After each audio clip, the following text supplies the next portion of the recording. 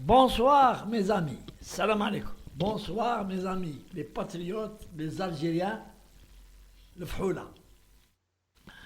Donc, اليوم on va parler du dossier تاع الحركي بوعنم صنصال. Pourquoi? Parce que il y a, هو اللي راهو مدير البوز اليوم. الحركة قاعد تلمو pour le défendre. قاع الحركة قاع لي نوستالجيك تاع لا فرنسا اللي خرجناهم en 1962 on les a mis dehors comme des chiens galeux. La valise ou la mort. خرجوا, ils étaient en train de pleurer au port d'Alger. Mais ils veulent se venger aujourd'hui et ils ont trouvé qui fait le sale boulot. Donc il y a beaucoup. On ne peut pas tous les nommer. Mais ce qui nous intéresse, c'est celui qui est aujourd'hui Flatarap, Boualem Sansal, le juif. Le kefir. Alors voilà que les gens, t'as la Macronie, les gens, t'as la France, se retournent contre lui maintenant qu'il est dans la merde. Puisqu'il يعرف ce que vaut l'Algérie. Alors نقرأ Benjamin Stora. Benjamin Stora, il ne faut pas l'oublier, c'est un historien français d'origine algérienne. Et il a été choisi et manipulé par Macron lui-même, qui lui a donné la mission pour tromper les Algériens, pour tromper le gouvernement algérien. Il a choisi Benjamin Stora pour être la commission commémorative qui devait faire une étude sur l'histoire de la colonisation de la France en Algérie. Et comme il était le maître du jeu, Mannes, lesquels en face de lui, il a fait passer les thèses de la France. Et les Algériens, certains journalistes, certains révolutionnaires, on n'en a rien à foutre de des histoires de la révolution algérienne qui sont écrites par l'ex-colonialiste. Ça n'a pas de valeur. Mais ce qui m'intéresse, Anna, c'est que Benjamin Stora اليوم في الوطن تاع le 27 ما قالش للوطن قالها en France. Ça a été repris par le journal تاعنا الوطن. Alors Benjamin Stora, selon le journaliste تاع الوطن, aurait déclaré Sansal a blessé le sentiment national des Algériens. Voilà, maintenant, Wahed, s'il est sincère, il connaît très bien les Algériens parce que, d'abord, il est d'origine algérienne. Ensuite, il a beaucoup vécu en Algérie. Raïh Djay. Il était très, très, très bien reçu à l'époque par les Algériens. Très, très bien, parce que il est affable. Il est gentil, il est ses paroles sont mesurées, il n'a jamais attenté à l'honneur des Algériens. Mais surtout comment Boualem Sansal. Boualem Sansal, qui est une marionnette que le peuple algérien a vue et les Algériens avait compris dès le début, des années, que ce monsieur s'attaque à l'Algérie. Et pourtant, ce qui me pose problème maintenant, c'est que le monsieur avait dit la nationalité française. En 2024, il y a 4 mois, à Tahalou, Macron. Il رايح جاي entre la France et Alger. Il avait les livres تاعو كانوا يتباعوا هنا في la foire d'Alger. عنده des amis algériens, عنده des maisons d'éditeurs algériens, ويجي بومرداس ويدور ويهدر ويروح ويجي ويهدر في لي بلاطو. Les choses très très très graves. D'abord, sur l'islam, religion officielle de l'Algérie. Et quand on parle de l'islam, en ce qui concerne les Algériens, on touche à l'État. Pourquoi? Parce que la constitution algérienne, l'islam est la religion d'État de l'Algérie. Et le seul qui peut le défendre, c'est l'État algérien par les lois. Les lois existent en Algérie. Ce n'est pas, prenons un exemple, un torn, mulhad, يهدر على الإسلام ويسب الإسلام هنا en Algérie, que يروحوا للشعب يضربوه. Non. C'est interdit. C'est interdit. Ça sera les gens, l'hydrobo, ils s'attaquent à lui, qui vont aller en prison. Mais l'État est dans son droit. Et c'est légitime de défendre l'islam. Et donc, l'Algérie, l'État algérien, se devait normalement, se devait. Mais il ne peut pas, il ne pouvait pas. Pourquoi? Parce que si il donnait à la gel des propos concernant din,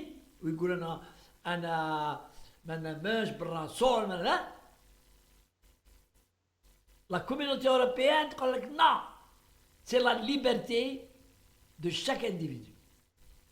Et c'est une atteinte à la liberté. Donc, l'État algérien joue sur du velours. Mais quand il accuse ou il attaque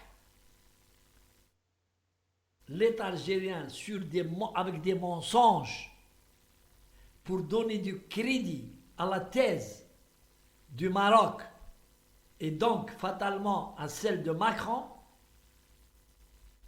donc c'est une attaque contre l'Algérie. وشفتوا واش راهم دايرين عليه ما يقدروا يديروا والو. نقولها لكم هاد les connards de français هادو ما يديروا والو. Ils peuvent rien faire. C'est pas des personnes. Donc نفهمكم مليح. Les Français, je les ai toujours appelés des personnes aux couilles molles. Qu'est-ce que ça veut dire les couilles molles? Les couilles molles, ça veut dire que quelqu'un, ton voisin ou n'importe qui, un citoyen, tu viens tu lui craches dessus, tu l'insultes, tu craches sur sa femme, tu mets le doigt dans le cul de sa femme et il ne répond pas, il ne dit rien. Ah, qu'est-ce que vous faites? Monsieur, c'est impoli. Et c'est comme ça. Et c'est comme ça que la France et les Français ont perdu leur honneur depuis longtemps. Depuis très longtemps. La preuve, sur le plan international. Vous avez vu, je ne parle pas à l'époque, quand ils ont été mis dehors par les Vietnamiens. Je parle récemment, il y a plus de 6 mois, 7 mois, comme la France a été mise un coup de pied dans le cul dehors de 3 ou 4 pays africains. Des pays qui étaient des responsables de ces pays qui étaient à sa botte. Et c'est elle qui les a formés dans les écoles françaises.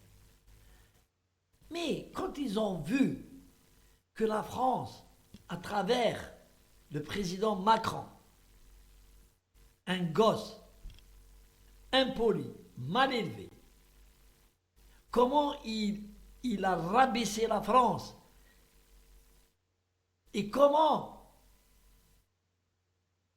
des infos, des informations ont fuité sur son homosexualité. C'est fini. Il ne peut plus être un dirigeant capable de faire respecter son pays.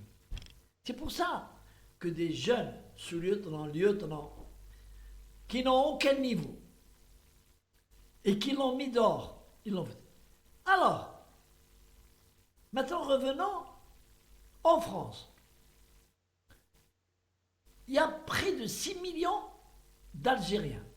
On va diviser en deux. Allez, on va prendre les jeunes et inclure les voyous, les haragas et tout. C'est à 3 millions. La France, aujourd'hui, a une peur bleue de cette catégorie de jeunes. Dès qu'il y a une annonce sur une manifestation, ils ont la peur au ventre. Et ils ramènent jusqu'au point où la France, qui donnait des leçons sur les droits de l'homme et sur Doula Madaniya, de l'Askari, c'est-à-dire un État militaire, a fait sortir les militaires dans les grandes villes de France, armés jusqu'au cou, et ont trié, circulant dans les rues de Paris, dans les gares, tout ça par la peur, non pas du terrorisme, par la peur des jeunes de la banlieue, qui ont lancé un message à la France. Ils leur ont dit, vous nous laissez faire notre business, c'est-à-dire les drogues, les agressions, vente libre, on vend, trafic, la drogue, on vous laissera tranquille. Sinon, ça sera la guerre civile. Et c'est pour ça que la France, à travers ses préfets, à travers son nouveau ministre, pas le cow-boy qui était déjà avant celui-là, à travers ce nouveau Rotaillot, une grosse gueule comme les autres, ils font des annonces. Et les jeunes, ils leur répondent. Oui, oui, oui, oui. Oui, oui, oui, oui. Venez dans les banlieues. À un certain moment où il a fallu faire intervenir l'armée pour rentrer, pour arrêter un voyou, un délinquant de la banlieue. L'armée. La police n'y arrivait plus. Les femmes jetaient sur eux des objets, même les WC, les toilettes, ils ont jeté des toilettes complètes sur les policiers qui étaient en bas, sur leur voiture. Et les femmes, elles faisaient des you, you, you, you, you, you, you, you, you. Alors, la France, à l'époque de Chedli, déjà ça a commencé, la France-Afrique était installée. Et moi je vous avais parlé du conseiller, c'est Jacques Attali. Mitterrand avait un conseiller, Jacques Attali, qui venait une fois par mois, sinon 2 fois par mois, s'entretenir en aparté avec Chedli et son ex-directeur de cabinet, l'Arbi Belkhir, que vous connaissez tous, un ancien Bachara et un corrompu. Et Jacques Attali, c'est lui qui dirigeait le président Chedli Benjedid et son conseiller l'Arabie Belkhair. Et c'est comme ça que Chedli s'est mis à détruire les services de sécurité, les ex de la direction centrale de la sécurité militaire. Quand il est arrivé, il a fait une réunion, et ça c'est officiel, hein. Il a fait une réunion à tous les responsables de l'ex-direction centrale de la sécurité militaire et il leur a dit, texto, les gens parlent beaucoup de vous, avec vos méthodes et vos arrestations et vos constitutions de dossiers. Je ne veux plus entendre parler de vous. Sur mon bureau, il y a des dossiers comme ça sur vous. Ça veut dire, à partir d'aujourd'hui, vous fermez vos gueules et mettez-vous en veilleuse. Et il a divisé la direction centrale de la sécurité militaire en nommant un ancien général des brigades motorisées, les chars, et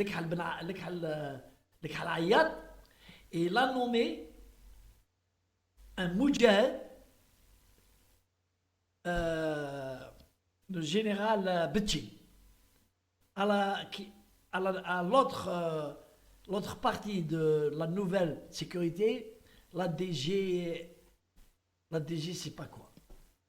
Mais Betchi était un homme dur, qui savait taper sur la table. Et il a bien dirigé le service à son époque.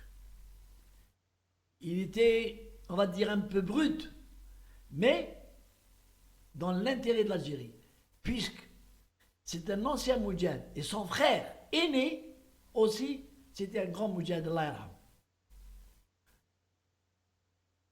Alors aujourd'hui, la France, elle veut jouer mal l'Algérie dans une autre période. Aujourd'hui, c'est une autre période qui n'est pas celle où il كان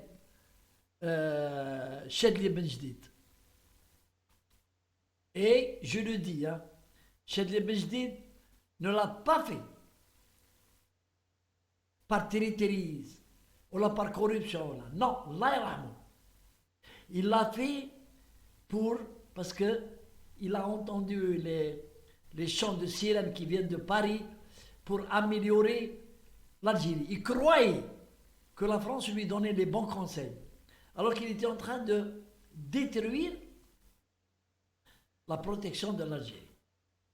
Aujourd'hui, la France n'a aucune chance pour faire peur à l'Algérie. Elle dit Loula. Nous avons tous les moyens de répondre à la guerre, pour ne pas dire la guerre. On a tous les moyens et les techniques pour relever le défi. Mais Sansal restera en prison et c'est à la justice de décider de son sort. Ce n'est pas au président de la République. Il n'a rien à voir, président de la République. On veut politiser, on parle de Tebboune, Sansal. Ça n'a rien à voir. C'est un délit qui est aux mains de la justice. Il n'a qu'à se défendre au niveau de la justice. Allez, salam alaikum. Tahia al-Jazair.